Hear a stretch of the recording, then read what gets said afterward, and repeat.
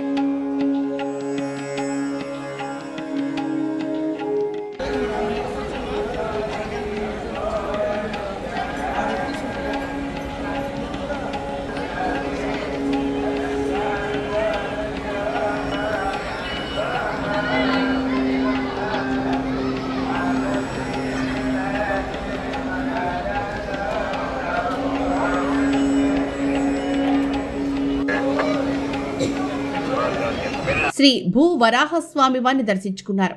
ఆ తర్వాత ప్రత్యేక ప్రవేశ దర్శన మార్గంలో శ్రీవారిని దర్శించుకుని మొక్కులు చెల్లించుకున్నారు. అంతేకాకుండా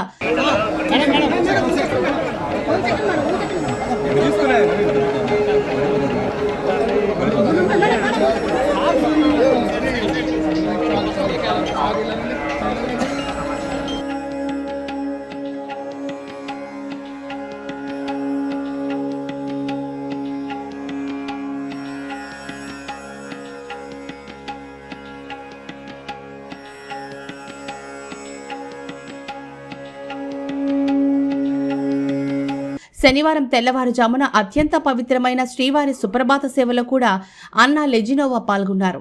దర్శనం అనంతరం రంగనాయకుల మండపంలో వేద పండితులు ఆమెకు ఆశీర్వచనాలు పలగ్గా అధికారులు స్వామివారి తీర్థ ప్రసాదాలను అందజేశారు.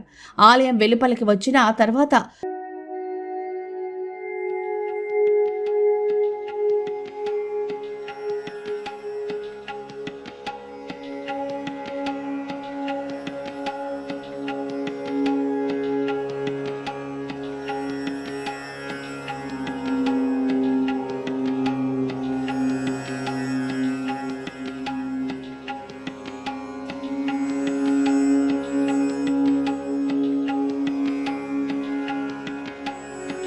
అఖిలాండం వద్ద కొబ్బరికాయ కొట్టి మొక్కులు తీర్చుకున్న ఆమె బేడి ఆంజనేయ స్వామివారిని కూడా దర్శించుకున్నారు. గతంలో ఆమె కుమారుడు సింగపూర్లో జరిగిన ఒక ఘోర అగ్ని ప్రమాదం నుంచి సురక్షితంగా ప్రాణాలతో బయటపడినప్పుడు కూడా అన్నా లెజినోవా తిరుమల శ్రీవారిపై ఉన్న నమ్మకంతో కొండకు వచ్చి తలనీలాలు సమర్పించి మొక్కులు తీర్చుకున్నారు. ఒక విదేశీ వనిత అయినప్పటికీ సనాతన ధర్మ సాంప్రదాయాలను గౌరవిస్తూ భర్త పవన్ కళ్యాణ్ ఆరోగ్యం కోసం మెట్లెక్కి కొడుకు ప్రాణాలు దక్కించుకునేందుకు తలనీలాలిచ్చి ఒక భారతీయ గృహిణిలా ఆమె చూపిస్తున్న భక్తి శ్రద్ధలు ప్రతి ఒక్కరిని ఆకట్టుకుంటున్నాయి. డిప్యూటీ సీఎం సతీమణి అయినా ఎక్కడా కూడా ఆ గర్వం చూపించకుండా సామాన్యురాలిలా కాలినడకని వెళ్లిన అన్నా లెజినోవా సింప్లిసిటీ అందరినీ ఆకట్టుకుంటోంది.